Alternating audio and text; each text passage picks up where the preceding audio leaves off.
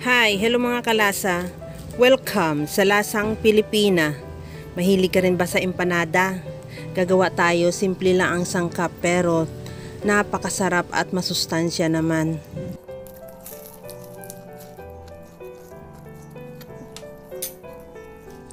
Lutuin ko muna yung longganisa sa tubig hanggang pakuluan ko lang siya hanggang sa maluto.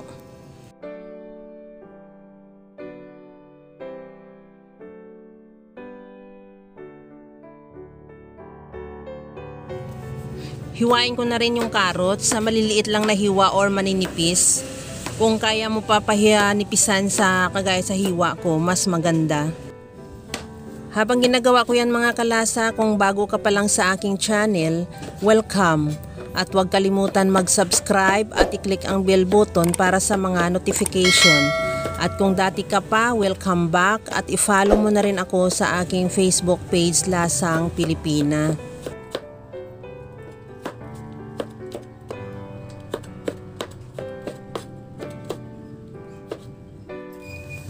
Hiwain ko na rin yung cabbage o repolyo, ganun din, maninipis lang din.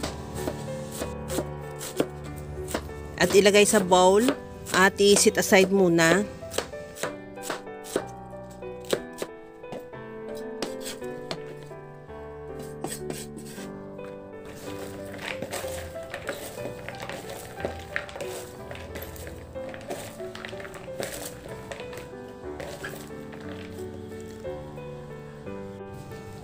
Balutin na rin natin yung ating empanada.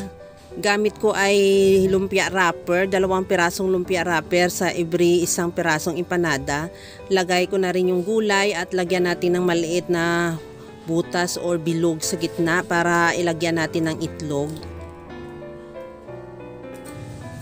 At lagyan ko na rin ng longganisa. At balutin, simpleng pagbalot lang. Tubig lang din ang ginamit ko para pandikit. Ginamitan ko lang ng brush.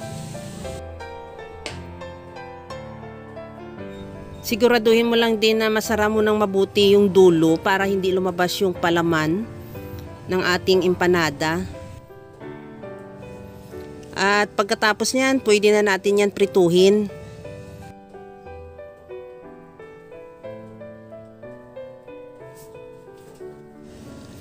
At nagpainit na rin ako ng mantika sa kawali. Ilagay na rin natin yung binalot nating empanada sa mahinang apoy lang para hindi agad masunog.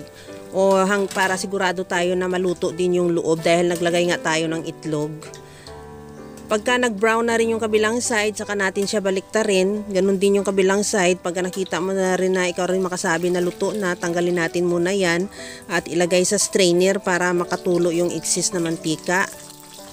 At ready to serve na yung ating masarap na empanada. Kaya mga kalasa, kung nagustuhan mo yung ating video, please like na lang at pakishare na rin sa inyong mga friends. At kung bago ka pa lang sa aking channel, subscribe na at i-click mo na rin ang bell button para sa mga notification. Tikman na natin yung ating empanada. Kung mayroon kang pinakurat or ibang suka, pwede mo rin yung gamitin. Yung sa akin, black vinegar or yung balsamic vinegar. Kaya mga kalasa, alam ko kayang-kaya mo rin tong gawin dahil sa sobrang simple at napakadali niya lang lutuin at lalong sa sangkap niya ay napakasimple lang din. Kaya kagaya lang lagi sa sinasabi ko na wala namang hindi marunong magluto basta sa simpleng paraan lang.